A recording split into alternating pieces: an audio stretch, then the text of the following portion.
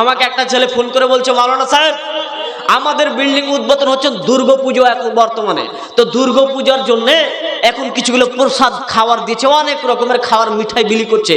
হিন্দুদের সামনে আমাদের চলাফেরা করি, এখন কি তাদের প্রসাদ কি খাওয়া যাবে? আমি বললাম তাদের সাথে সম্পর্ক কেমন? বলে ভালো।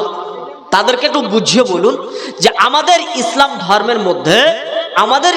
ধর্মের মধ্যে এ পুজোর কোনো প্রসাদ খাওয়া এটা আমাদের জন্য হারাম করা হয়েছে। অতএব আমরা অন্তত এটা আজকে খেতে পারছি না, আপনি কালকে পরশু তার 2 দিন পরে আপনি চলেন আমাকে মিষ্টির দোকানে গিয়ে যা খাওয়াবেন খাওয়ার, কিন্তু পূজার উদ্দেশ্যে করে কোনো খাবার এটা আমাদের জন্য হারাম করা হয়েছে, খেতে পাবেন না। কথা বুঝতে পারেন নাই? জান বাঁচানোর জন্য যদি এখন বলে তোকে মেরেই ফেলে দেবো খেতে হবে, তাহলে আপনি নিজের জানকে বাঁচিয়ে আপনি খেতে পারবেন, এরও আবার দলিল রয়েছে।